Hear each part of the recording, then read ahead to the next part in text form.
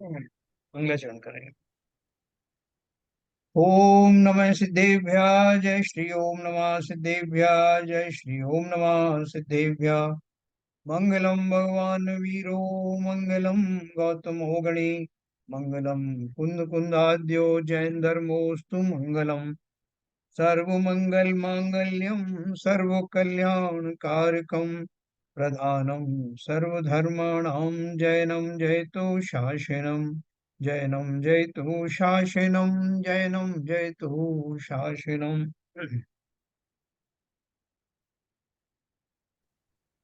मोक्ष मार्ग प्रकाशक ग्रंथ का दूसरा अधिकार चल रहा है, जिसमें अपन कर्मों के बारे में विशेष रूप से जान रहे हैं कि जो चार घातिया और चार अघातिया जो कर्म है, उनका कार्य क्या है, वो कैसे कैसे संपन्न होता है। तो इसको अपन बहुत थोड़ा सा डिटेल में जाएंगे तो अपन को एकदम सब क्लियर हो जाएगा कि संसार का जो समस्त चक्र है वो कैसे चलता है। जो अरहंत आदि जो हुए हैं, उन्होंने कोई नया सिद्धांत नहीं बनाया। उन्होंने खाली प्रकृति के उन नियमों का अध्ययन किया, जैसे वैज्ञानिक करते हैं ना। ये शरीर को देख कोई जो एनाटॉमी देखते हैं, पता लगाते हैं शरीर में क्या क्या है, कहाँ किडनी है, कहाँ लीवर है और उसको क्या फंक्शन करता है। किसी ने बनाया नहीं, लेकिन उन्होंने जाना है अपने एक्सपेरिमेंट के द्वारा कि क्या कुछ शरीर में घटित होता है। इसी तरह से जो ज्योतिष के बारे में जानना चाहते हैं या प्लैनेट्स के बारे में जानना चाहते हैं, उन्होंने भी अध्ययन करके पता किया, लेकिन प्रकृति को किसी ने बनाया नहीं। तो जान करके भली भांति पहचान करके कि संसार में जीव क्यों दुखी रहते हैं, क्या कारण है, उसमें उनका क्या भाव रहते हैं, क्या क्या निमित्त बनते हैं, क्या योग्यताएं बनती हैं, और अंत में संसार से निवृत्ति होने में क्या प्रक्रिया बनती है, ये सब जानकारी में लाया जाता है अध्ययन करने के बाद। जो आज जिनेंद्र देव बने हुए हैं, सिद्ध आदि बने हुए हैं, उन्होंने इस फिलॉसफी का अध्ययन किया, और अध्ययन करके उन्होंने नई कोई फिलॉसफी नहीं बनाई। अध्ययन करने के बाद में उसके ऊपर में उन्होंने हाँ, उनको उसको इम्प्लीमेंट किया, और इम्प्लीमेंट करके वो संसार से पार हो गए। संसार से पार होने के पहले अनंत आदिक अवस्था में, जहाँ दिव्य ध्वनि खिलती है, तो उसमें उन्होंने, क्योंकि सिद्ध तो ऊपर चले जाएंगे, सिद्ध को तो पता ही नहीं बताने का कोई ना भाव आएगा ना वो बताते हैं। तो जो अनंत अवस्था में दिव्य ध्वनि आदि के द्वारा सारी प्रक्रियाओं को उन जीवों को बता दिया जाता है, जान करके कि भाई देखो हमने ये जाना है और ऐसा ऐसा होता है। और उसी के माध्यम से उस दिव्य ध्वनि को चतुर्थ आदि काल में तो ओरली एक दूसरे को ट्रांसफर होता था वो ज्ञान। और पंचम काल आदि में गणधर द्वारा जो गूंथे हुए जो ग्रंथ हैं, उनकी उनके माध्यम से वो जिनवाणी हमें लिखित रूप में प्राप्त होती है। तो जो कुछ हमें मिला है आज, जो हमारा बहुत भाग्य है कि पंडित टोडरमल आज से जो 300 साढ़े 300 साल पहले हुए, उनकी विलक्षण विद्वता थी, जिसके कारण उन्होंने जो कुछ भी ज्ञान शेष बचा था, केवली शुद्ध केवली की परंपरा में जो जितना भी ज्ञान फिर शेष रह गया था, अंगों का ज्ञान तो रहा नहीं, वो आंशिक ज्ञान ही हमको बहुत सारे जो वर्तमान में बड़े बड़े आचार्य हुए उन्होंने, और उनकी परंपरा में फिर पंडित टोडरमल जी ने इस कर्म सिद्धांत को बखूबी उसको सरल भाषा में हम सबके लिए प्रस्तुत किया। तो हमने अभी चार अघातीय कर्मों के बारे में, उनके कार्यों के बारे में अच्छी तरह से जाना। चार अघातीय कर्म के बाद में, चार घातिया के बाद में उन चार अघातीय के बारे में भी जाना। और उसमें थोड़ा सा जो है नवीन कर्म बंध के ऊपर अपन विचार कर रहे थे कि जो हमारे जब चार घातिया कर्म होते हैं, तो उनसे हमारा जो नवीन बंध होता है, या जो हमारे अघातीय कर्म होते हैं उनसे नवीन बंध होता है, ये फिलॉसफी क्या है, मैकेनिज्म क्या है, तो इसको अपन थोड़ा समझते हैं।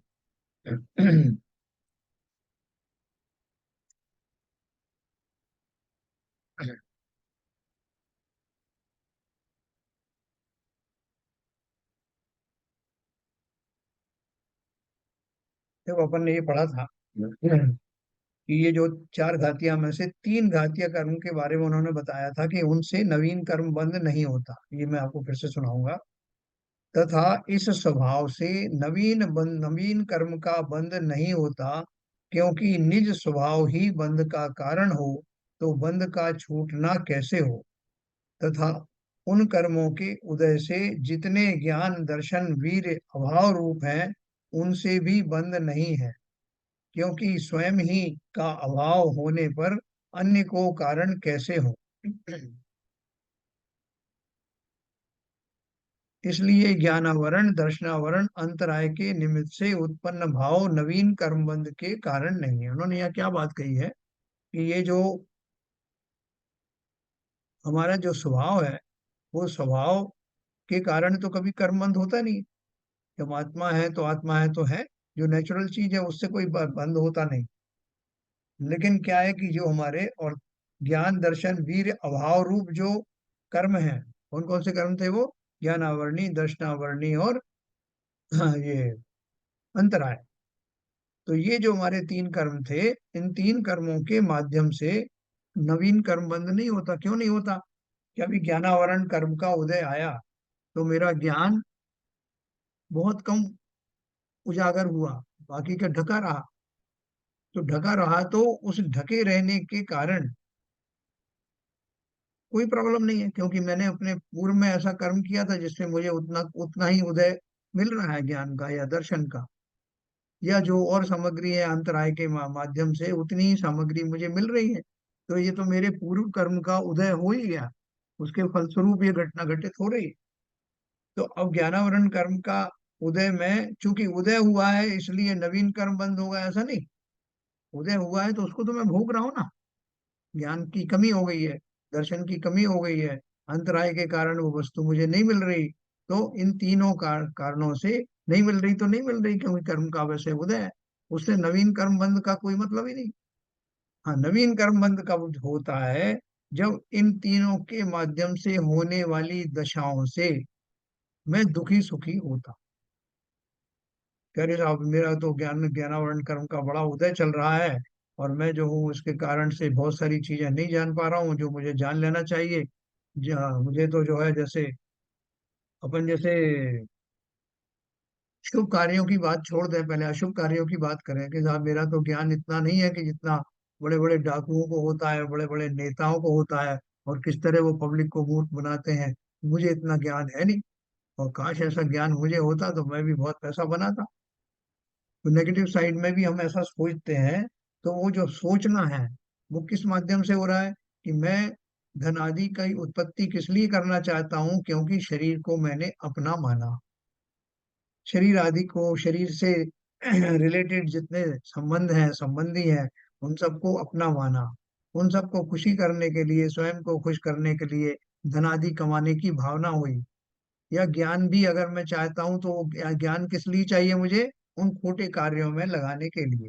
ज्ञान और दर्शन अंतराय से जो चीजें नहीं मुझे मिल रही है, तो साहब मैंने शेयर मार्केट में इतना पैसा लगाया था, वो सब डूब गया। अब मैं चाहता हूँ कि मुझे कोई ऐसी टिप मिले कि मैं और पैसा कमाऊं। तो ये सब जो बातें हैं, इनके पीछे बैकग्राउंड में क्या भाव है?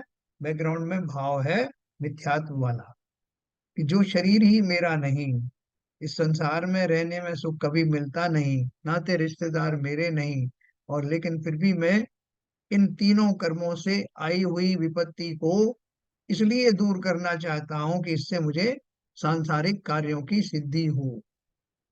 ये मेरा मोहनी कर्म के प्रताप के कारण से मुझे इन तीनों ज्ञान दर्शन और अंतराय कर्म के उदय में जो कुछ कमी मिलती है, उसको मैं दुखी हो जाता हूं उनसे। और दुखी होने का कारण क्या है? कि क्योंकि ये मेरे शरीर के या इंद्रियों के भोग आदि में सहायक नहीं बन पा रहे हैं, क्योंकि ज्ञान की मुझे कमी है, दर्शन की कमी है, या वीर की कमी है। तो ये उनकी कमी की वजह से नहीं, लेकिन उनकी कमी को लेकर के जो हम क्षुब्ध होते हैं, दुखी सुखी होते हैं, तो अर्थात मोहनी कर्म का जो बैकग्राउंड है, उसके कारण मेरा नवीन कर्म बंद होता। वरना जो कुछ मतलब ऐसे ऐसे शांत स्वभाव वाले भी हैं, चलो साहब कोई बात नहीं, अगर मेरा ज्ञान का इतना ही उगाड़ है तो इतना ही सही साहब, हम इतने बुद्धिमान नहीं है जितने और होते हैं। लेकिन हमारा काम चल रहा है इससे, हमारी पूजन पाठ ये वो सब हो रही है। जिनेंद्र देव की हम स्तुति आदि भी कर पाते हैं। बहुत सारे बड़े संतुष्टि होते हैं, संतुष्टि में रहते हैं। धन की संतुष्टि, बाकी इंद्रियों में जो कुछ भी कमी बेशी है उसमें भी संतुष्टि। तो अगर ये संतुष्टि के भाव हैं तो नवीन कर्म बंध नहीं होता। लेकिन अगर उन कमियों को लेकर के अपने रागादि के कारण, अपनी द्वेषादि के कारण, अर्थात अपने मोहनी कर्म के सानिध्य में होने वाले भावों के कारण नवीन बंध होते हैं। ठीक है ना। तो ये चौथा वाला जो हमारा घातिया कर्म है वही खतरनाक है। बाकी तो इन तीनों का जब उदय होता है तो उदय होता है तो होता है, उससे कुछ नवीन बंध नहीं हो रहा। उनके पीछे होने वाला मोहिनी कर्म, उससे मैं सुखी दुखी होता हूँ कि अरे साहब मेरा ज्ञान का ये हो गया, मेरा दर्शन का ये हो गया, मुझे ऐसे निमित्त नहीं मिल रहे हैं, मेरा ऐसा अंतराय हो रहा है। तो जब मैं हाय हाय करने लगता हूँ, और क्यों करता हूँ हाय हाय, क्योंकि मैं अनादि काल से ही जिस पर्याय को धारण करता हूँ, जो शरीर मुझे मिलता है उसी को अपना मानता हूँ, उसी को अपना जानता हूँ, और उससे जुड़े हुए तमाम नाते रिश्ते, इंद्रिय सुखों को अपना मान करके सारी सारे समय में उन्हीं की पुष्टि में लगा रहता हूँ। अगर मोहिनी कर्म ना हो तो इंद्रियां हैं तो लगी रहे। जिनेंद्र देव की भी तो लगी रहती है इंद्रियां, या समूचरण आदि में भी रहते हैं, सब कुछ रहते हैं, तीर्थंकर आदि। तो उनको कोई क्यों नहीं कर्म बंद होता, नवीन कर्म बंद? क्योंकि मोहिनी कर्म चला गया। तो देखो और आगे बताया इसी बारे में, फिर अपन डिस्कस करेंगे। तथा मोहिनी कर्म के द्वारा जीव को अयथार्थ श्रद्धान रूप तो मिथ्यात्व भाव होता है, तथा क्रोध मान माया लोभादिक कषाय होते हैं। वे यद्यपि जीव के अस्तित्वमय हैं, जीव से भिन्न नहीं है, जीव ही उनको करता है, जीव के परिणमन रूप ही वे कार्य हैं, तथापि उनका होना मोह कर्म के निमित्त से ही है। कर्म निमित्त दूर होने पर उनका अभाव ही होता है, इसलिए वे जीव के निज स्वरूप, निज स्वभाव नहीं है, औपाधिक भाव है।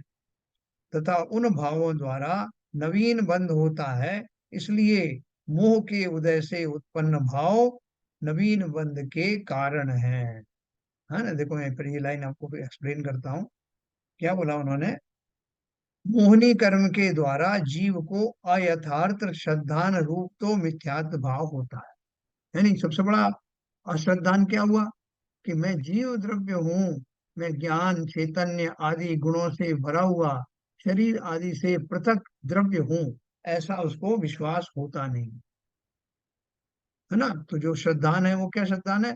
मैं शरीर ही हूँ, या शरीर मेरा है। और इसी खोटे श्रद्धान के बल पर सारी खटपट करता रहता है। कि तुम शरीर ही हो तो शरीर की सब प्रक्रियाओं को अपना मानते हो, शरीर के में होने वाले जो कुछ भी उतार चढ़ाव हैं उनको अपना यानी आत्मा का ही मानते हो। ऐसे जीवों के पास तो आत्मा अलग है उसका कंसेप्ट ही नहीं। वो नाम के लिए जरूर कहते हैं लेकिन वास्तव में शरीर को ही अपनी आत्मा मानते हैं। तो ये जो श्रद्धान में मेरा गलतपना आ गया है, उसी को लेके सारे उपद्रव होते हैं। तो बोल रहे हैं कि मोहिनी कर्म के जो दो भेद अपन ने पढ़े थे ना, एक दर्शन मोहिनी, एक चारित्र मोहिनी। तो दर्शन मोहिनी में तो उसकी जो श्रद्धा है, उसकी मान्यताएं हैं वो उल्टी हो जाती हैं, खोटी हो जाती हैं। शरीर को अपना मानना, आत्मा की परवाही नहीं करना, आत्मा है भी कि नहीं इसके बारे में कोई चिंता नहीं होना।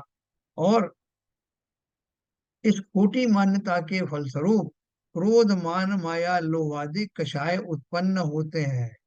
ठीक है, जो कि चारित्र मोहिनी के भेद है। चारित्र मोहिनी के अंतर्गत चारित्र से संबंधित चीज है ना, तो ये चारित्र में आते हैं, क्रोध मान माया लोभ राग आदि, ये द्वेष आदि, ये सब चारित्र मोहिनी के कारण होते हैं।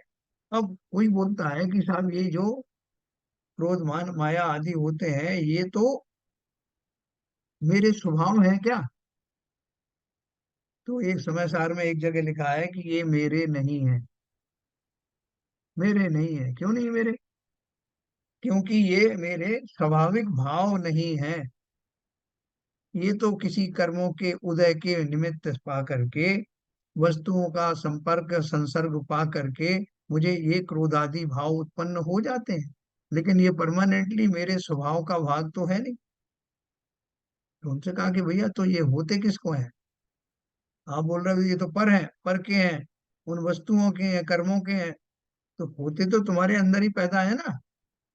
तो बोले होते तो हैं, लेकिन चूंकि मेरा स्वभाव इस तरह का नहीं है, जो बाद में मैं स्वभाव में जाऊंगा तब ये सारे निकल जाएंगे। इसका अर्थ ही ये है कि वो मेरे स्वभाव का भाग नहीं है, इसलिए हम ये कहते हैं कि वो मेरे नहीं। ऐसा समय सार में बताया। तो यहाँ भी उन्होंने वही कहा कि ये वे यद्यपि जीव के अस्तित्व में है, मतलब जीव में ही उत्पन्न होते हैं, शरीर में थोड़ी उत्पन्न होंगे, शरीर तो बस जड़ है। भाव जो होते हैं वो सब जीव में ही होते हैं, लेकिन ऐसे ही खोटे भाव कब तक उत्पन्न होते रहेंगे? जब तक कि मैं मिथ्या दृष्टि बना हुआ हूँ, जब तक कि मेरे चारित्र मोहिनी का उदय है, तब तक ये जीव में ही, जीव के भावों में ही इस तरह से प्रकट होंगे।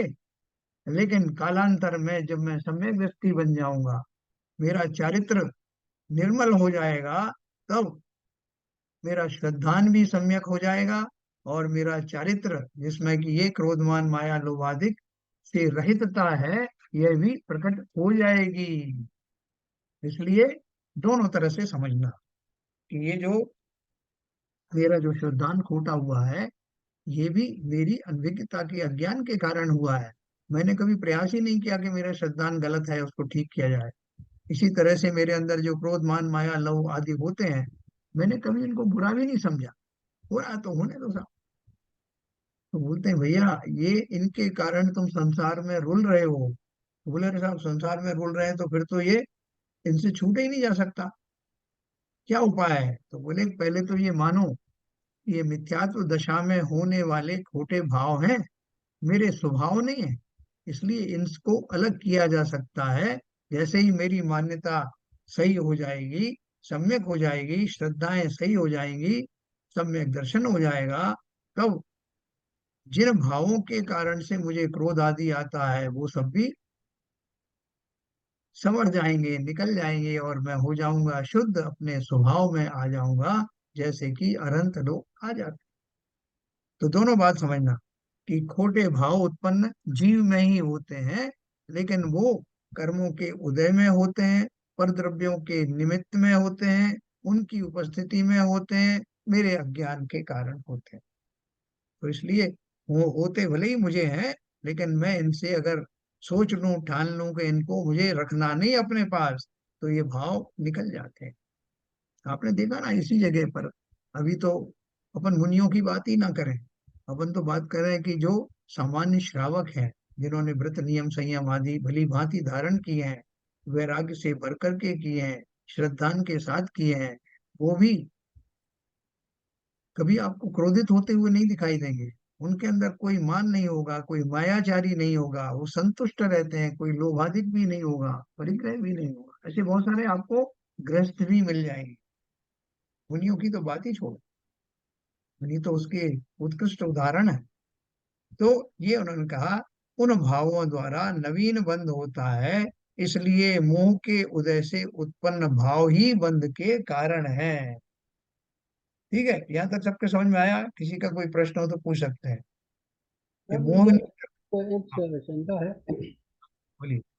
ये मोहिनी कर्म की उदय की वजह से कषाय उत्पन्न होती है, क्रोधमान माया लोग, बिल्कुल या इन कषाय की वजह से मोहिनी कर्म बंद होता है?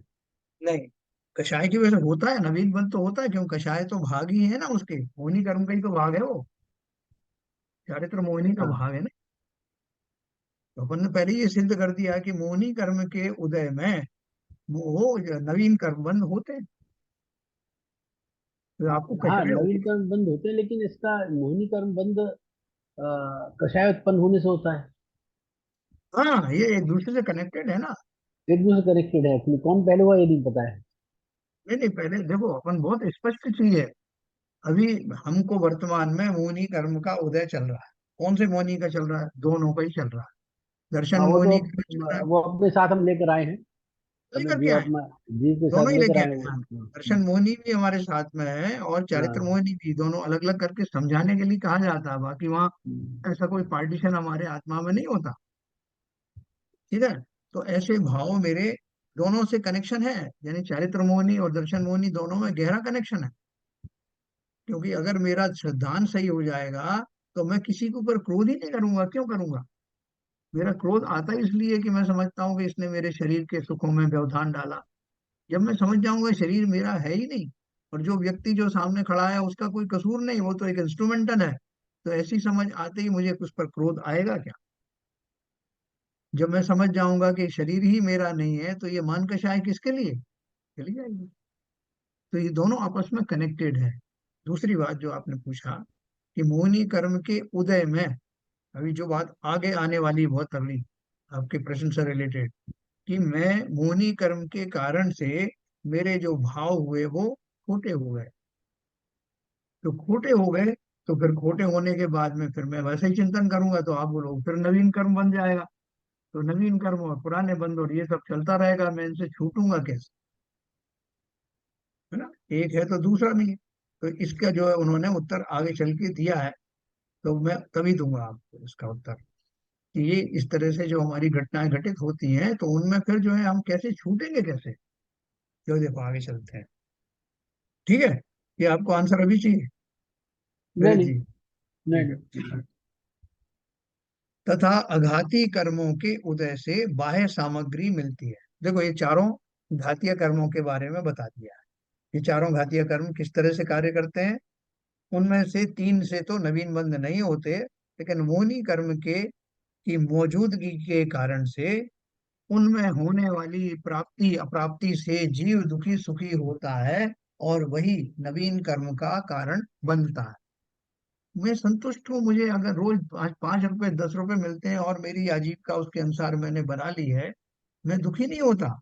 मैं नहीं कहता भगवान ये क्या दे दिया मुझे, मुझे ये क्या मिला है, दूसरों को तो इतना मिला है मुझे कुछ नहीं मिला है। मैं नहीं होता दुखी सुखी। मैं संतुष्ट हूँ कि मेरे पूर्व कर्मांतराय आदि के सापेक्ष में जो कुछ मुझे मिला है, ठीक है, तो कोई नवीन कर्म बंद नहीं होगा। लेकिन मैं हाय तौबा करने लगूं, आर्त ध्यान रौद्र ध्यान करने लगूं, अगर ये मुझे क्या मिला है, मैं इससे कैसे रहूंगा, तो अवश्य ही वो मेरे नवीन कर्म, क्योंकि मोहिनी कर्म का कारण से ये सब भाव हो रहे हैं ना, नवीन कर्म बात हो। अब देखो अघाती कर्म के बारे में अपन बात करते हैं कि वो जो बाह्य सामग्री है वो कैसे मिलती है। अघाती कर्मों के उदय से बाह्य सामग्री मिलती है।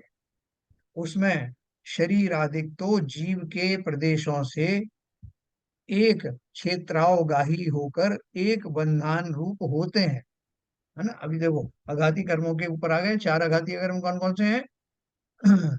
आयु नाम गोत्र और वेदनी है। विधि। ये चारों कर्मों की अपने को मालूम भी है, आयु से तो आयु मिलती है ना? नाम कर्म से शरीर आदि मिलते हैं।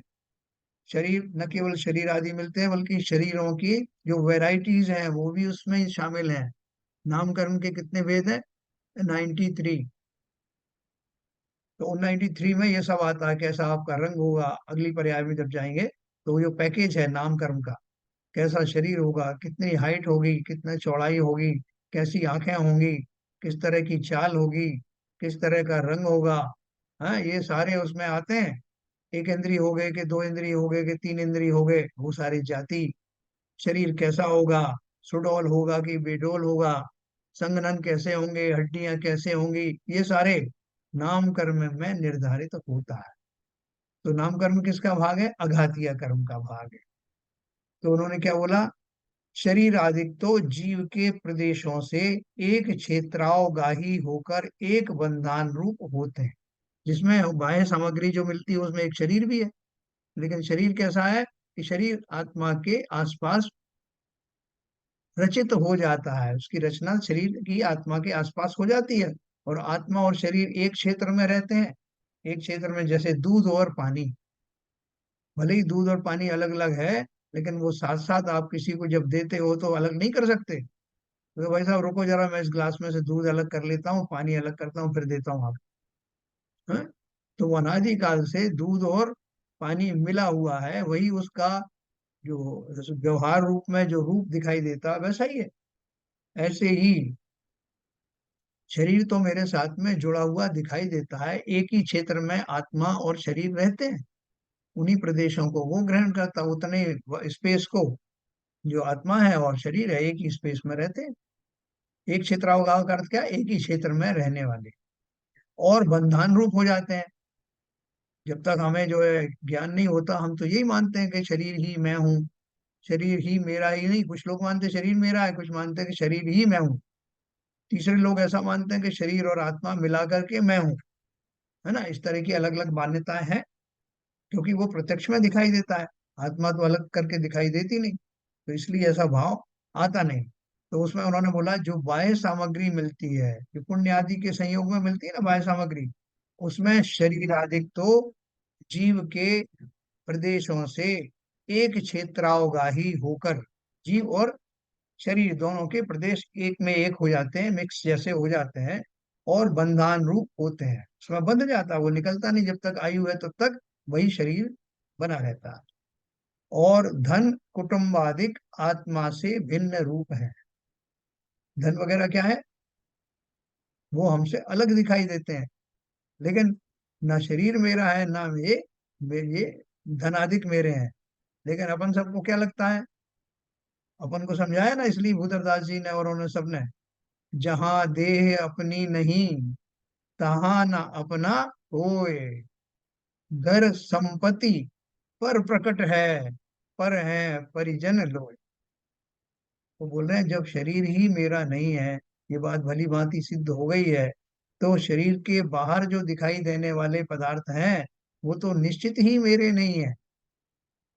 तो इसलिए उन्होंने कहा उसमें शरीर आदि तो जीव के प्रदेशों से एक क्षेत्रावगाही होकर एक बंधान रूप होते हैं, और धन कुटुंबादिक आत्मा से भिन्न रूप हैं, इसलिए वे सब बंध के कारण नहीं है। क्योंकि परद्रव्य बंध का कारण नहीं होता। देखो, शरीर मुझे मिला है, तो शरीर मिला है तो ये मेरा बंध का कारण है क्या? समझना जरा बात को। इसी तरह धन कुटुंब आदि जो मुझे मिले हैं, तो मिलने से क्या वो मेरे बंध का कारण हो गए, नवीन कर्म बंध का? आप कहोगे कि बिल्कुल साहब, मैंने ही तो ऐसे भाव किए थे इसलिए उनका बंध हुआ।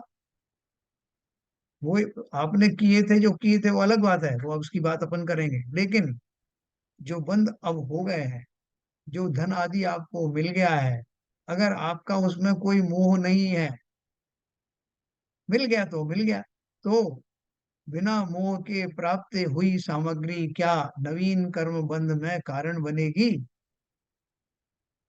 चक्रवर्ती को इतनी संपत्ति मिली, इतनी वैभव मिला, लेकिन वो उसमें, भरत चक्रवर्ती का उदाहरण आता ना, कि वो महलों में बैरागी जैसे रहे, इतना वैभव के बीच में रहने के बाद भी वो यही सोचते रहे ये तो पुण्य आदि के संयोग में सामग्री मिली है, इसमें मेरा क्या है, और क्या मेरा इससे भला होने वाला। ऐसा चिंतन करने वाले को प्राप्त हुई किसी भी सामग्री से बंध नहीं होता। इसके विपरीत किसी को एक एक रुपया भी मिल गया, है ना, किसी ने बोला कि भगवान से दुआ करी कि भगवान अगर मुझे 1 रुपया मिल जाएगा तो मैं आपको अठन्नी चढ़ा दूंगा मंदिर में। तो थोड़ा आगे बढ़ा तो उसको अठन्नी मिल गई, तो उसने बोला वाह भगवान वाह, अपना कमीशन पहले ही काट लिया। हाँ। तो क्या है कि हमें प्राप्त की हुई सामग्री में, हर एक सामग्री में जो हमारा मोह भाव होता है, वही वास्तव में नवीन बंध का कारण बनता। तो उन्होंने यहाँ यही सिद्ध किया कि अघाती कर्मों के द्वारा, अघाती कर्म कौन से हैं? ये चार मैंने बताया। और ये अघाती कर्मों में उत्पन्न होने वाली जो विशेषताएं हैं, वो शुभ भावों के द्वारा या पुण्य बंध के कारण, पुण्य बंध के निमित्त में ये उत्तम सामग्रियों का संयोग मिलता है। संयोग मिलने के बाद भी अगर मैं उनसे जुड़ूं, अगर मैं उनमें अपना पना मानूं, उनसे सुखी दुखी हूं, तो अवश्य नवीन बंध होगा। लेकिन उनको ज्यों का त्यों स्वीकार करके पूर्ण संतुष्टि के साथ बिना किसी कर्ता भाव के रहता हूं, तो उन प्राप्त सामग्रियों के द्वारा नवीन बंध नहीं होता। क्या ललित जी, ये बात क्लियर हुई आपको? अनम्यूट करिए। हाँ नहीं सही है सर, कि वो क्या, जब तक हमारा मोहिनी कर्म जो भाव उत्पन्न करेगा, आशा जब उत्पन्न तक, करेगा, तभी परद्रव्य ना। में जब हम उसमें अपना तो मानेंगे ये हमारा है या नहीं है, जुड़ाव समझेंगे, तभी कर्म बंध होगा एक्चुअली। बस। तो बहुत सिंपल फार्मूला है, बहुत सिंपल फार्मूला। इसलिए अपन को बार बार कहते हैं ना कि संतुष्टि, संतोष रखो जीवन में, है ना। गोधन गजधन बाजधन सबई रतन धन खान, जब आवे संतोष धन, संतोष सब धन सब जुड़ाव। धन धूरी समान, है ना। उसका अर्थ ये है। तो देखो ये अपन ने जान लिया कि घातिया कर्मों में से, चार घातिया में से और तीन क्या सब घातिया। इनको इनको निमित्त बोल सकते हैं क्या? किसको? धन को निमित्त किस तो चीज बन के? रहे हैं, बंध के लिए। हाँ हाँ, देखो, लेकिन अभी देखो एक डेफिनेशन अपन ने कही थी, ये बाबूजी बार बार कहते रहते हैं कि जब कोई वस्तु या कोई व्यक्ति या कोई प्रसंग किसी घटना में कारण बनता दिखाई देता है, मतलब उसकी उपस्थिति में वो कारण होता है, तब हम उसको निमित्त का नाम देते हैं, हाँ। है ना। धन तो तो हमारे धन में चारों तो तरफ। क्या अनुपस्थित तो भी वो बनेगा कारण, और नहीं है तो भी उपस्थित तो बनेगा, नहीं है तो भी बनेगा, अगर नहीं, मोह की उपस्थिति है। उसमें जुड़ने वाले हमारे भाव, जैसे हमारे चारों हम्म। तरफ धन पड़ा हुआ है, वो हमारा नहीं है। ठीक है, अब हमारे मन में भाव आएगा कि काश ये सब मेरा होता, तो जुड़ गए ना आप उससे। नहीं, उसी मेरा तरह से। मैं कह रहा हूँ कि अगर धन नहीं भी है तो भी हमारे भाव जोड़ते हैं ना, हमें ईर्ष्या उत्पन्न होती है कि बाजू वाले के पास तो बहुत धन है, हमारे पास नहीं है। तो फिर उत्पन्न, फिर मोहनी कर्म की वजह से बंध हुआ नया। ये सारी जो चीजें हैं हमारे आसपास हैं, उनमें से कोई भी हमारा निमित्त बन सकता है, लेकिन जब हमारे भाव उसको लेकर के अच्छे बुरे होते हैं, तभी कहा जाता है कि साहब इसकी वजह से हुआ। ठीक है ना। तो इसलिए आप बहुत सारे लोगों को आप ऐसे देखेंगे कि जिनको, जो बड़े बड़े पोस्ट पे रहे और उनके सामने लाखों करोड़ों रुपए की जो है वो ऐसे लेन देन हुआ और उनके भाव नहीं बिगड़े, वो ईमानदार ही बने रहे, लेकिन रिटायरमेंट होने के बाद में कुछ लोगों को थोड़ी सी रिश्वत दी गई और वो डोल हो गए। वो एकदम पद्म विभूषण मिले हुए ऐसे लोग थे, लेकिन वो लोभ में आ गए उस टाइम। तो वही धन जो कभी उनका निमित्त नहीं बनता था उनके ईमान को डिगाने में, वही धन कालांतर में उनके ईमान डिगने का कारण बना। और भाई साहब, अगर तब बैंक का कैशियर है, उसके पास तो दुनिया भर का धन हमेशा रहता, वो तो मर जाएगा, उसके मतलब कर्म बनते बनते अगर ऐसी वस्तु से ही अगर कर्म बनेगा तो, सही कहा, सही अगर कहा। वस्तु से ही कर्म बंधना है तो दुनिया में अथाह सब वस्तु पड़ी हुई है। हाँ, जब जब तक हमारे राग भाव या द्वेष भाव नहीं होंगे किसी से, तब तक बंद नहीं होगा। बिल्कुल। देखो हमको सिंपल फार्मूला है, ये फार्मूला अपन ने कभी ध्यान नहीं दिया। अगर ध्यान दोगे तो ये इतना ही सिंपल है जितना बताया, लेकिन हमारी मजबूरी क्या है कि हम समझने के बाद भी हमारी जो असीम वासनाएं हैं, संस्कार खोटे पड़े हुए हैं, उनके बल पर हम मजबूर हो जाते हैं। हम उनको धारण नहीं करनी साहब, वो सब सही सिद्धांत अपनी जगह पे सही है साहब, बाल बच्चों को तो पालना पड़ेगा ना। कौन पालेगा? हमारे पास बहुत सारे तर्क हैं। उन तर्कों के माध्यम से हम अपनी जो मान्यताएं हैं या जो हमारे आचरण हैं, उनमें कमी होने नहीं देते। जिन्होंने उन सिद्धांतों को जीवन में घटित कर लिया है, उनको ही माना जाता है कि उन्होंने वास्तव में उसको स्वीकार किया, उस सिद्धांत को स्वीकार करके आचरण में उनको स्थापित किया। हम और आप नहीं कर पा रहे हैं, लेकिन अगर हम रुचि पूर्वक ये बात सुन रहे हैं, कन्विंस हो रहे हैं, तो आज नहीं तो कल अवश्य ही हमारे जीवन में भी वो घटित होने वाला है। कोई रोक नहीं सकता। ठीक है सर। तो देखो हमने दो बातें बहुत अच्छी पढ़ी हैं इसमें सिद्धांत में, कि चार घातिया कर्मों में से तीन घातिया कर्म जिनमें मोहनी शामिल नहीं है, ज्ञानावर्णी, दर्शनावर्णी और अंतराय, इन तीनों के माध्यम से होने वाली जो जो दृश्य हैं, प्रसंग हैं, वो सब नवीन कर्म के बंध में के कारण नहीं बनते। सिर्फ मोहनी कर्म ही ऐसा है जो घातिया कर्मों में जो नवीन बंध का कारण बनता है। न केवल घातिया कर्मों में उसकी आवश्यकता होती है, अघातिया कर्मों में भी वही चीज लागू होती है, कि वहां भी अघातिया कर्म में वो मोहनी कर्म का जो बैकग्राउंड रहता है, उसके कारण से जीव शरीर आदि पर द्रव्यों को अपना मानता है, जानता है, उनको कमाने का ठानता है, और इसीलिए उसके नवीन कर्मबंध वहां भी उन वस्तुओं के निमित्त से होते हैं। ठीक है, आप बोलोगे कि हमेशा ही जो है पर वस्तुओं के निमित्त से तो होता है, और किस निमित्त से होता है? देखो, अपन ने जो ऊपर भाव किया, ज्ञानावरणी, दर्शनावरणी और अंतराय के निमित्त से बाह्य वस्तुएं नहीं प्रकट हुई, वहां तो क्या हुआ, मेरा ज्ञान कम हो गया, दर्शन का मेरा उतना उघाड़ नहीं हुआ, और मेरा ज्ञानादि ना प्रकट होना, या मुझे केवल ज्ञानादि प्राप्त ना होना, या अंदर का आनंद प्राप्त ना होना, इस तरह का जो अंतराय है, उन तीनों में अगर मैं चिंतित नहीं हूँ, वरीड नहीं हूँ, तो मेरा नवीन बंध नहीं होता। जैसे मुनिराज का मैंने उदाहरण दिया कि वो 22 परिचय जो है वो सहते हैं। 22 परिचयों में से एक अलाभ नाम की परिचय है, जिसमें वो बाह्य सामग्री की बात छोड़ दो, आंतरिक सामग्री की बात है, कि वो सोचे कि मुझे इतने दिन हो गए, केवल ज्ञान हुआ नहीं, मैंने कैसी कैसी तपस्याएं की, मेरे बगल वाले मुनिराज को देखो, उनको कब का केवल ज्ञान हो गया। तो ऐसे भाव अगर आ गए तो ये किस बात का प्रतीक है? ये मोहिनी कर्म का ही उसमें भाव लगेंगे, कि मेरा कोई अंतराय का उदय था साहब, अंतराय का उदय तो था, लेकिन वो मोहिनी कर्म के कारण जो उनको द्वेष भाव आया या राग भाव आया, उसके कारण से वो नवीन कर्म का बंध उन्हें होगा। है ना, इसमें किसी कोई कंफ्यूजन नहीं रहा ना? अब आगे चलते हैं। योग और उससे होने वाले प्रकृति बंध और प्रदेश बंध।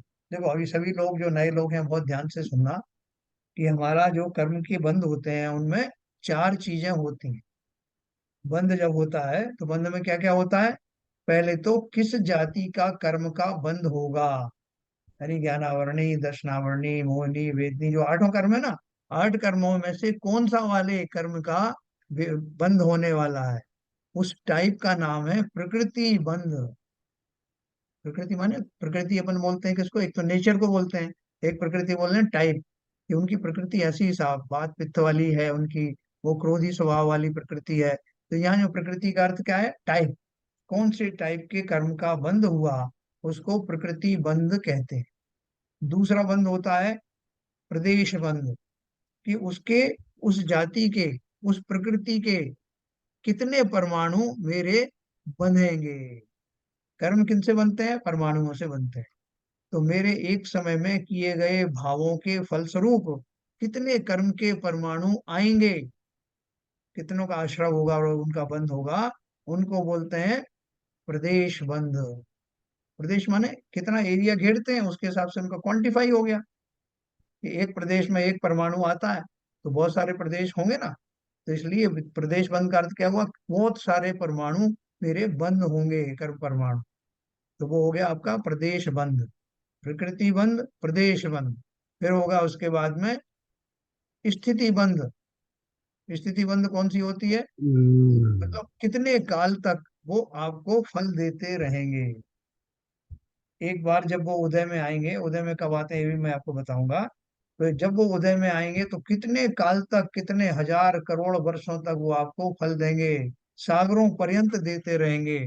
इसे कहते हैं स्थिति बंद। कब तक स्थिति में रहेंगे वो? फिर कितना फल देंगे?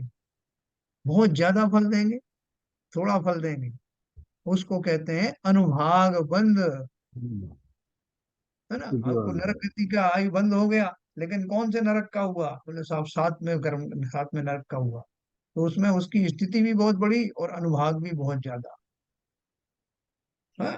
तो ये चारों प्रकार के जो बंधों का जो स्वरूप है, इसको ध्यान में रखना। इसके ऊपर अपन आगे आगे के आगम ग्रंथों की और चर्चा करेंगे। ठीक है, आपको ये बहुत इंटरेस्टिंग सब्जेक्ट लगेगा, कि जो कुछ संसार में मैं सहज में ही कर लेता हूँ, मुझे ज्ञान नहीं है कि मैं कैसे कैसे कर्म बांध रहा हूँ, उनकी कितनी जो है उनकी अवधि होगी, कितने समय तक उदय में आते रहेंगे, मैं रो दूंगा, मैं दुखी हो जाऊंगा इसी भाव में, कि भगवान पता नहीं कैसे कि मेरे कौन कौन से कर्म का उदय आ रहा है, ये मेरे साथ ही क्यों घटित हो रहा है, मेरे साथ और दूसरे लोग हैं, मैं तो फिर भी शांत स्वभाव का आदमी हूँ, बाकी लोग तो बहुत उग्र हैं, लेकिन उनके साथ कुछ नहीं हो रहा, और मैं तो कर करके पूजन पाठ ये वो सब जिसने जो कहा वो किया, किसी ने कहा विधान करो, विधान कर डाला। किसी ने शांति धारा करो, 50 बार शांति धारा कर ली। मैंने पता नहीं कौन से कर्म किए साहब जो मेरे खत्म ही नहीं होते। ये हम हर किसी को कहते हुए पाएंगे, लेकिन अगर हम धैर्य पूर्वक इस सिद्धांत को समझें तो हमें उद्वेलित होने की आवश्यकता नहीं। बहुत सारे जीव हैं, वो इतने अभावों में रहते हैं, लंगड़े हैं, लूले हैं, अपंग हैं, तरह तरह की बाधाएं हैं, गरीब हैं, परिवारजनों के सताए हुए हैं, लेकिन फिर भी संतुष्ट हैं। कोई बात, मैंने ही पूर्व भाव में ऐसे खोटे कर्म किए, इनका विचारों का क्या कसूर। ऐसी धारणा मान्यता रखने वाले सहनशील व्यक्ति आज भी मौजूद हैं। और इसके विपरीत जिन्हें सब कुछ मिला हुआ है लेकिन एक आध चीज नहीं मिलती तो उग्र हो जाते हैं, व्यग्र हो जाते हैं, उनके कर्मों का तीव्र बंध होता है, मरने मारने पर उतारू हो जाते हैं, नहीं ये वस्तु तो मुझे ही चाहिए, तो मेरी। तो उनके फिर जो वैसे भी चारों अनुभाग भंग बताइए, क्या बताया आपने? अनुभाग माने उसके अंदर में पावर कितनी है आपको दुख देने की, कितनी गहराई से, कितना ज्यादा गहरा आपको कष्ट मिलेगा, है क्वांटिफाई। इंटेंसिटी, है इंटेंसिटी, इंटेंसिटी। इंटेंसिटी कहिए, क्वांटिफिकेशन चाहिए, या उसकी तीव्रता हिंदी में कहिए, वो कितनी होगी। जैसे देखो शराब होती है ना, शराब, तो शराब जो है दो तरह की होती है। तो एकदम डाइल्यूट है, आपने 2 गिलास भर के भी पी लिए, आपने मतलब जिसने भी 2 गिलास भर के पी लिए तब भी उसको नशा नहीं चढ़ा। और कि कोई इतनी कंसंट्रेटेड है कि उसने उसको एक जरा सा पैग लिया और वो नशे में धुत हो गया। तो मतलब उसके अंदर में जो कार्य शक्ति है, जो नशे की जो शक्ति है, अनुभाग है, वो ज्यादा है। तो उसी प्रकार से हो सकता है कि हमारा कर्मबंध ऐसा हो कि जिसकी स्थिति तो बहुत लंबी हो लेकिन उसमें फल देने की शक्ति कम हो, तो धीरे धीरे करके उदय में आ रहा है। जैसे किसी को जुकाम सर्दी हो जाती है ना, हर कभी हो जाती है, लेकिन बहुत सीरियस बीमारी नहीं होती, स्थिति तो बहुत लंबी चल रही है, लेकिन कभी उसको इस तरह की प्रॉब्लम नहीं होती कि वो मरणासन्न हो जाए।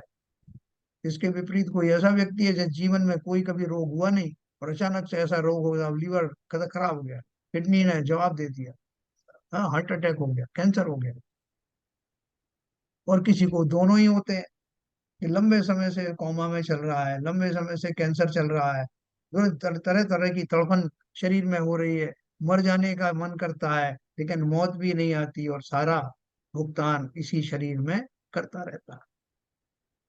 तो अनुभाग बंध का अर्थ क्या है, कितनी तीव्रता से वो कर्म का फल मिलने वाला है, कितनी गहराई से। और स्थिति बंध का अर्थ है कितने काल तक मिलता रहेगा। और प्रकृति का अर्थ है कौन से टाइप का कर्म। और प्रदेश का अर्थ है कितनी मात्रा में वो कर्म आएंगे। ठीक है प्रदीप जी, ये क्लियर हुआ आपको? हाँ जी, ठीक, क्लियर हो गया भैया। नहीं नहीं अब आए ये तो जो फिर मात्रा कितनी मात्रा में आएंगे, तो ये तो उससे रिलेट हो गया ना सब, कि स्थिति से कहें या फिर अनुभाग से कहें, जितनी मात्रा ही होगी उतना ही स्थिति बनेगी। क्वांटिटी और क्वालिटी दो शब्द है ना। हाँ, हाँ यही मैं कह रहा था। मात्रा का मतलब क्वांटिटी, और हाँ। क्वालिटी का मतलब जैसे 2 गिलास भर के दारू है, क्वांटिटी तो बहुत ज्यादा है लेकिन उसमें नशा कर देने की ताकत कम है, अनुभाग हो गया। अनुभाग में ज्यादा है। तो क्वांटिटी और क्वालिटी दोनों है ना, नहीं, बहुत पर सारी मात्रा। नहीं सर, जिसमें अनुभाग की कम होगा तो उसके परमाणु भी कम होंगे ना, अदरवाइज फिर मतलब डेंसिटी ज्यादा चाहिए ना, अगर तीव्रता ज्यादा है तो हाँ, डेंसिटी कम हो गई तो प्रदेश भी का परमाणु भी कम है। वो परमाणुओं में जो विशेषता है उनमें कंसंट्रेशन जो है वो ज्यादा होता है, डेंसिटी उनकी ज्यादा होती है, जो ज्यादा उसको इंटेंसिफाई करते हैं। डेंसिटी की बात है ना, यहाँ जो प्रदेश वन अपने में तो डेंसिटी की बात हो रही है सर, कि जितने परमाणु कम आएंगे तो कम डेंस रहेगा, ज्यादा आएंगे ज्यादा रहेगा डेंसिटी। भैया आपको 1 क्विंटल जो है रुई दे दी गई, कॉटन है, 1 क्विंटल, और उसके मुकाबले दूसरे व्यक्ति को जो है वो 1 क्विंटल जो है कोई लोहा दे दिया गया, तो स्पेस कौन ज्यादा ऑक्यूपाई करेगा, वॉल्यूम किसका ज्यादा? नहीं, अगर डेंसिटी टर्म में जाए तो वो तो बात अलग हो जाएगी सर। डेंसिटी डेंसिटी जैसे अगर परमाणु परमाणु तो कम ही होंगे ना रुई में। परमाणु कम होगा ना, तो परमाणु नहीं, परमाणु ज्यादा हो रहे हैं उसमें, स्पेस ऑक्यूपाई करने के हिसाब से कौन कितना एरिया घेरता है। प्रदेश का अर्थ अपन मैंने बताया था ना आपको, क्वांटिफाई कैसे होता है, कितने प्रदेश घेर रहा है उससे क्वांटिफाई होता है नंबर ऑफ परमाणु। ललित जी, लेकिन यहाँ ललित जी, ये ऐसा सुपर कंप्यूटर है, संसारी बुद्धि से कैलकुलेशन नहीं हो सकता। हम बड़े बड़ा घातक कर्म करने से भी हमको बहुत कम, छोटा कम लगता है। लेकिन हम सोचते हैं जहां हम कर्म में कुछ कर ही नहीं रहे, गलती हमारी है ही नहीं है, लेकिन हमको बहुत घातक बंद हो रहा है हमारा। हम कंटिन्यूस क्रोध में बने रहते हैं, कंटिन्यूस द्वेष भाव में बने रहते हैं, कंटिन्यूस उसमें बने रहते हैं, और वो करते रहते हैं, बहुत वैसे लगते हैं। तो ये जो हम हिसाब अपनी बुद्धि से लगाए ना, तो लगा नहीं सकते। वो ऐसा सुपर कंप्यूटर है, वो सब लगा लेता है। देखो, आप जो सोच रहे हो वो डेंसिटी के वजह से कंफ्यूज हो रहे हो। आप डेंसिटी वर्ड मत यूज करो। आप खाली ये हाँ समझो कि उनकी क्वालिटी ऐसी होती है उन परमाणुओं की, जो आपको बहुत ज्यादा, जैसे नशे का वाला है ना, वो शराब में वो नशा क्या हाँ, होता है, उतनी सी क्वांटिटी में इतना नशा क्यों हो जाता है, मतलब उसकी ताकत, हाँ क्वालिटी ऐसी। मतलब भा, ताकत ज्यादा भा, है उन परमाणुओं में, हाँ, भाई साहब, बस तो अनुभाग ज्यादा हो गया एक्चुअली। बस भाई बस। कमजोर साहब, परमाणु में तो अनुभाग कम है। हाँ भाई साहब, ऐसा समझा सकते हैं कि हाँ किसी किसी मिर्च का जो बीज है, हाँ हाँ वही बीज तो बोला ना सर। बराबर ही है। कोई कोई तो ऐसा ऐसा देता है कि साहब जीप पर रखते ही जो है झंडाटा हो जाए, और कोई कोई बीज जो है पता ही नहीं लगता कि जी मिर्च है भी कि नहीं।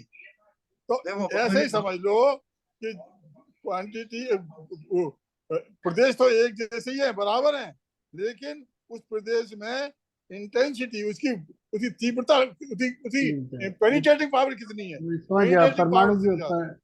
इंडिविजुअल परमाणु की जो ताकत है वो हाँ हाँ कम और ज्यादा हो सकती है। अगर ज्यादा है तो हाँ हाँ अनुभाग हाँ, यस यस अनुभाग यस, बढ़ अब जाएगा, कम है समझ उनकी गए समझ गए ताकत समझ तो कम रहेगा हाँ, अनुभाग। समझ गए, पेनिट्रेटिंग पावर कितनी है।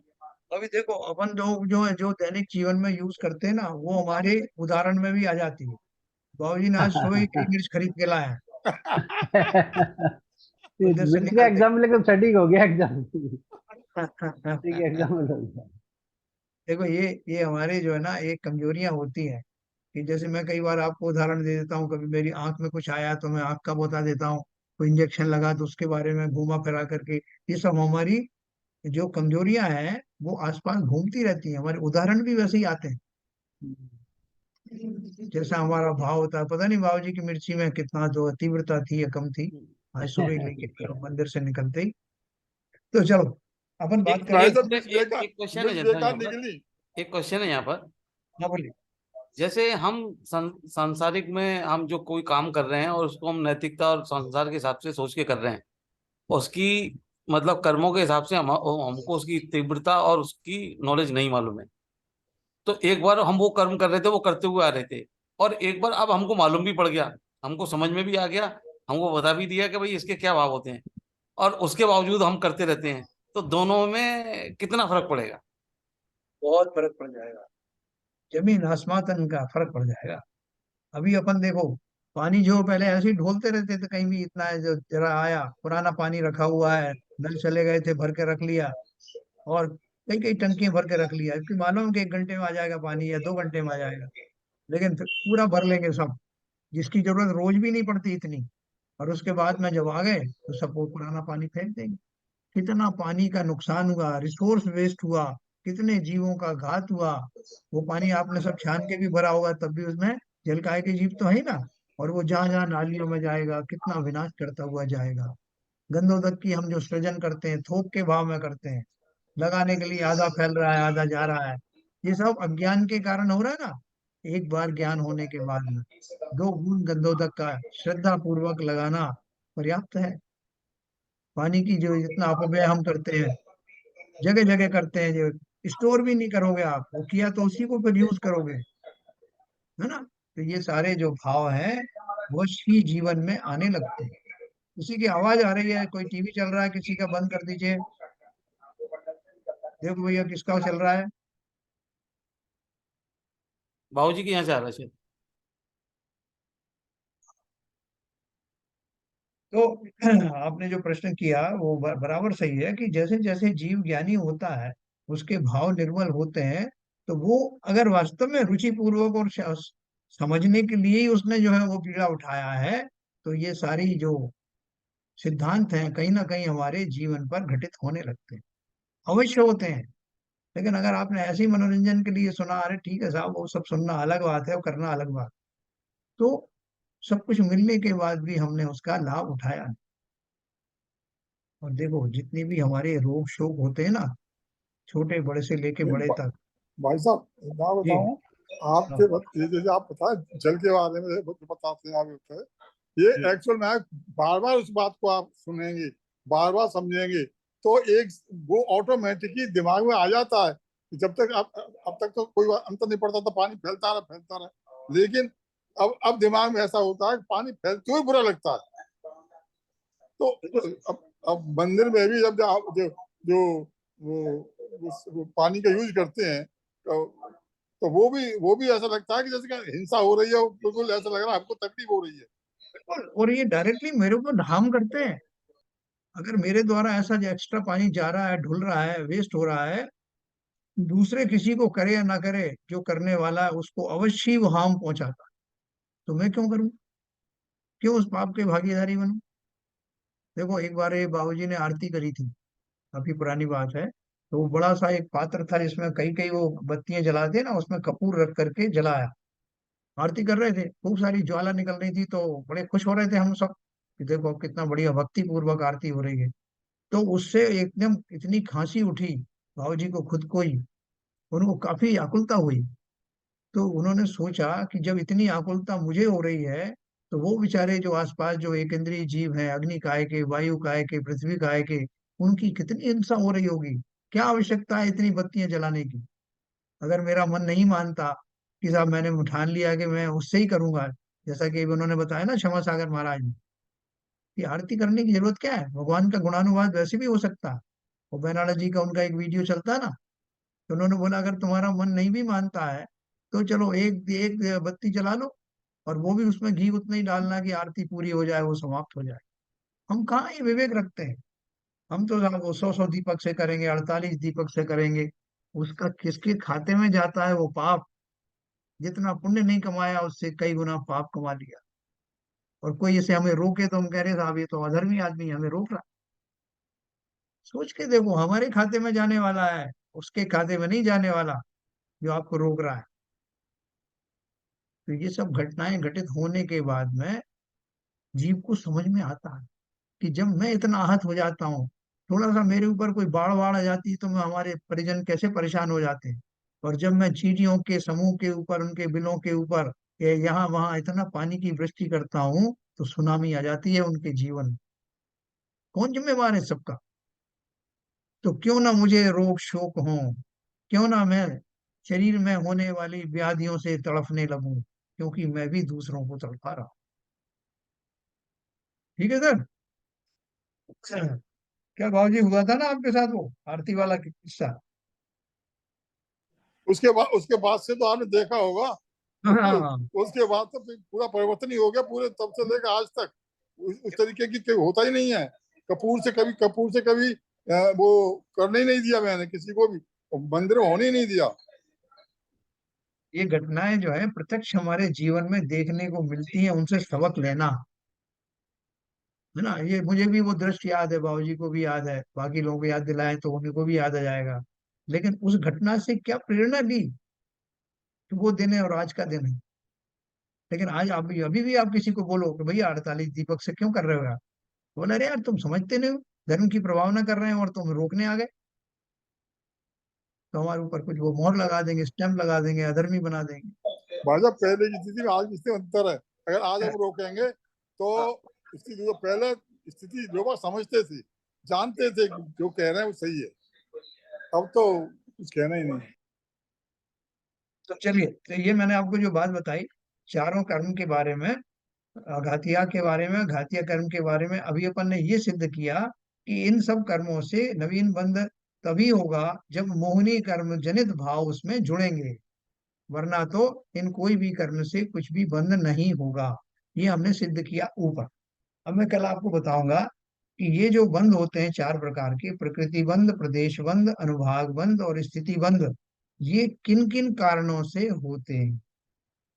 तो उसमें ऊपर हेडिंग आ रहा है कि जो प्रकृति बंध और प्रदेश बंध है, वो उसमें योग कहलाता है। योग, योग और उससे होने वाले प्रकृति बंध और प्रदेश बंध। योग कौन से होते हैं? आत्मा में नेचुरल रूप से प्रकंपन आत्मा के प्रदेशों में हमेशा होते रहते हैं जब तक वो संसारी जीव बना हुआ है। 13वें गुण स्थान तक रहने वाले सभी जीवों की आत्मा में अनादिकाल से जो प्रतिस्पंदन होते रहते हैं उनको योग कहते हैं। अपन तो योग इसको कहते हैं, योगासन करना और ये सब करना, लेकिन वास्तविक योग कौन सा है? कि जो जो मैकेनिज्म है वो आत्मा के प्रदेशों का कंपायमान होना, उसके माध्यम से, जैसे कि अपन कहीं वैक्यूम क्रिएट करते हैं ना, वैक्यूम एक्स मशीन के द्वारा या किसी और के द्वारा, तो सारी जो कचरा वचरा सब उसमें खींच के चला आता है। इसी तरह से जब हम भाव करते हैं तो भाव होना तो एक बात हो गई, हम बोलते हैं कि उनके भावों के आश्रय से हमारा नवीन आश्रम होता है, नवीन कर्म परमाणु आते हैं। तो वो आने के लिए कोई फिजिकल मैकेनिज्म भी तो होना चाहिए। जैसे वैक्यूम क्रिएट करते हैं तो चीजें आती हैं, ऐसा वो कार्य हमारे आत्मा के प्रदेशों का जो स्पंदन है, कंपायमान पना है, वो करता है। और इसी को शास्त्रीय भाषा में योग कहते हैं। है, एक बात और चलते चलते मैं आपको बताऊंगा कि ये जो योग होते हैं, ये योग में के पैटर्न बनते हैं। जैसे आप कोई शब्द बोलते हो तो आपने देखा होगा ऐसे ऊपर नीचे जाती है उनकी लय, जब आप कुछ गाना गाते हो या बोलते हो तो उसको अपन वो उसकी वेव दिखाई देती है ना, ऊपर नीचे जा रही है। आपने थोड़ा नीचे स्वर में बोला, ऊंचे स्वर में बोला, कोई विशेष शब्द बोला, तो ऐसी वो लाइनें बनती हैं। तो इसका अर्थ क्या है? कि हमारे बोलने में एक पैटर्न बनता है। उसी तरह से आत्मा के प्रदेशों का जो कंपायमान होता है, वो कंपायमान होने में अलग अलग पैटर्न बनते हैं। क्रोध के भाव में, मान के भाव में, कषायों के भाव में और संतुष्टि के भाव में, सब में अलग अलग जो है वो पैटर्न बनते हैं। इसलिए बोलते हैं कि मेरा मनोयोग चल रहा है, कि वचन योग चल रहा है, कि काय योग चल रहा है। तो जिस समय मैं अपने शरीर को केंद्र में रख करके उसके निमित्त से होने वाले भाव करता हूँ, तब जो स्पंदन होते हैं वो विशेष प्रकार के होते हैं और उनको काय योग के नाम से परिभाषित किया जाता है। उसी प्रकार से जब मैं मन से चिंतन आदि में विशेष ध्यान लगाता हूँ, उस समय मेरे जो परिस्पंदन है उनका पैटर्न अलग होता है। तब मैं कहता हूँ कि उनका मनोयोग चल रहा। उसी तरह से जब मुझे कुछ बोलने के भाव आते हैं, किसी को कुछ बोलूं करूं ऐसे भाव, भले ही मैं बोलूं नहीं, तो बोलने के यानी वचन के माध्यम से होने वाले स्पंदनों का जो पैटर्न है वो तीसरे प्रकार का हो। इन तीनों पैटर्न के हिसाब से मेरा जो है ये कहा जाता है कि मैं कौन से योग में हूँ। और आपने सुना होगा जब समुद्रघात वगैरह होता है, जब जो मैं अयोगी होने लगता हूँ, उस समय मेरा जो है कैसे कैसे चलता है, पहले कौन से योग में होता हूँ, फिर दूसरे योग भी चले जाते हैं, फिर मात्र काय योग रह जाता है। ये सब अपन ने थोड़े दिन पहले पढ़ा था। तो वो अभी नए लोगों के लिए मैं कल कल से और बताना शुरू करूंगा। बाकी अभी मूल रूप से इतना समझना कि योग वो प्रक्रिया है जो आत्मा के प्रदेशों के कंपायमान होने के कारण से घटित होती है। और जब मैं कर्म मेरे आते हैं तो उनमें उस प्रक्रिया का बहुत महत्व होता है। उन योगों के कारण ही चार तरह के बंध में से दो तरह के बंध होते हैं, जिन्हें प्रकृति बंध और प्रदेश बंध कहते हैं। ठीक है। अब जो बाकी के जो दो बंध हैं वो किस कारण से होते हैं, इसकी चर्चा अपन कल करेंगे। ठीक है सर, वैसे मन चलिए। वचन काय भी तो आत्मा में परिस्पंदन का कारण बनते होंगे ना। मैंने बताया तो आपको, हम्म। यही तो चर्चा हाँ, की अभी। वही बताया। हाँ। कल और अपन इसके जिक्र करेंगे, अभी तो खाली मैंने आपको इंट्रोडक्शन दिया है कि इसमें एक शब्द आएगा। पंडित जी ने बोला कि वो उसमें कारण बनते हैं। कारण बनते का अर्थ मतलब है वो पैटर्न की बात कर रहे हैं, वो कल अपन बात करेंगे उसकी।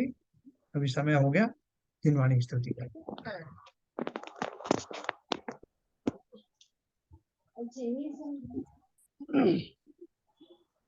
मिथ्यतम नाश वेको ज्ञान के प्रकाश वेको आप पर भास वेको भानु शिव खानी है। छहो द्रव्य जान वे को बंध विधि भान वे को स्वपर पिछान वे को परम प्रमानी है। अनुभव बताए वे को जीव के जताए वे को काहू न सताए वे को भव्य और आनी है। जहाँ तहाँ तार वे को पार के उतार वे को सुख विस्तार वे को यही जिन वाणी है। हे जिनवाणी भारती तो है जो पूजन रैन जो तेरी शरणा गए सो पावे सुख चैन। यह वाणी के ज्ञान से सूझे लोकालो तो वाणी मस्तक धरो सदा देते हैं धो सदा देते हैं धो। जिनवाणी माता की जय। जय। नमो कार्य।